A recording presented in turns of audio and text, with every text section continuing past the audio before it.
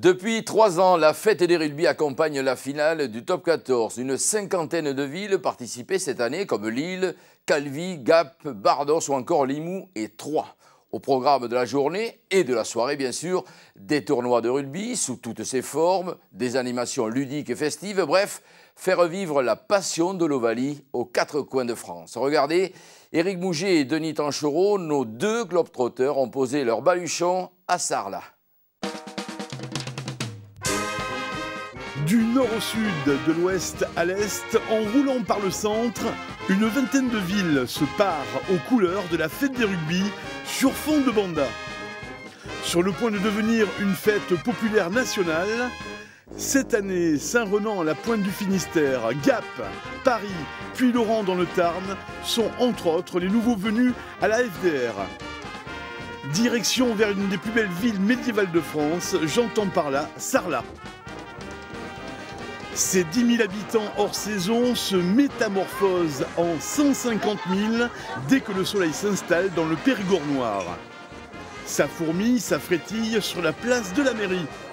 Les Sarladais pour la seconde année fêtent l'Ovalie. Le président de la FDR, Daniel Comolli, accompagné de Jackie, secrétaire du club périgourdin, flâne au milieu des senteurs locales, raréchère cette belle truffe de 160 grammes, écarquille les yeux et régale d'avance les papilles.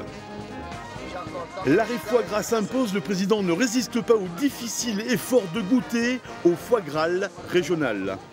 Ben oui, c'est tout à fait dans l'esprit. Le rugby, c'est la fête, c'est la bonne bouffe aussi. C'est au stade de Madrazès que ça déroule main dans la main. La fête des rugby à la sauce périgourdine, c'est cette saison concentrée sur les jeunes. Ça gagne à tous les coups, le tir à la corde, roi des débats à ses émules.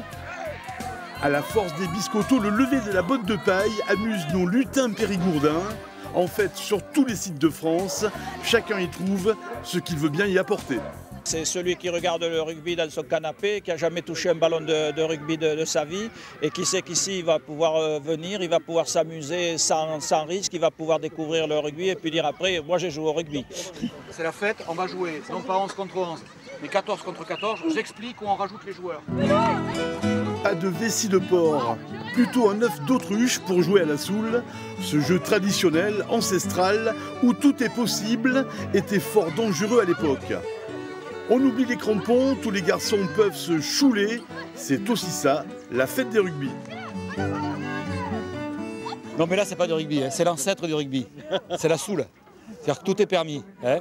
Bon, le prétexte là c'est le gros ballon parce que ça permet d'avoir des lignes d'affrontement, mais en fait tout est permis pour aller marquer dans la cible. Voilà. C'est ce qui se pratiquait dans nos villages il y a plus d'un siècle. 40 sélections avec les Bleus. Depuis 2 ans dans le Périgord, l'ex-deuxième ligne du Stade français, David Oradou, est l'entraîneur de Sarlat pour le bonheur de tous. Ce qui me fait plaisir ici, c'est qu'après avoir connu pendant 15 ans le rugby professionnel, là on retourne à fond dans les valeurs amateurs. Et voilà, quand tu vois les gamins, c'est ceux qui demain porteront les maillots de l'équipe première de Sarlat. Et pour les meilleurs, peut-être qui iront alimenter Brive et puis ainsi de suite. C'est le début de la source. La Fédé, la Ligue sont partenaires de la FDR. Chaque ville module sa fête à sa façon, du centre-ville au stade.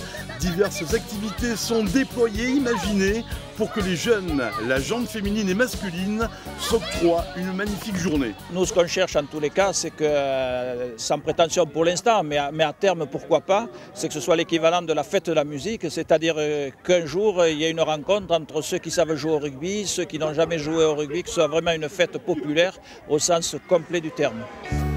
Des stands de produits régionaux, des expos photos, des matchs filles-garçons anciens, des tournois à 7, du flag, jeux, bouquins, bandas, bref.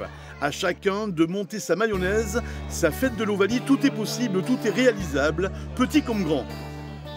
Nous, petit club avec peu de bénévoles, peu de moyens, ça nécessite beaucoup d'énergie et on arrive en fin de saison, donc on est toujours un peu fatigué en fin de saison. Mais c'est vrai que quand on voit par contre le résultat, les gamins qui sont heureux et le monde qui est venu, donc ça c'est la satisfaction.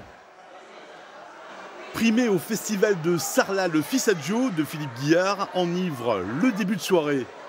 Un orage surprend l'assemblée. Heureusement, une tente est prévue, tout le monde aux abris. Au programme ce soir, une paella géante, faite maison. Pendant que sur grand écran, la finale entre Toulousains et Montpelliérains bat son plein au sein de l'espace Périgourdin. Eh bien écoute, la fête va continuer, on a un DJ, ça va danser, chanter. Mais partout ça s'est très bien passé, il n'y a qu'une ou deux villes où malheureusement il y a eu le mauvais temps et il y a eu la pluie, mais malgré la pluie ils ont conservé la bonne humeur et il paraît que ça s'est quand même très bien passé.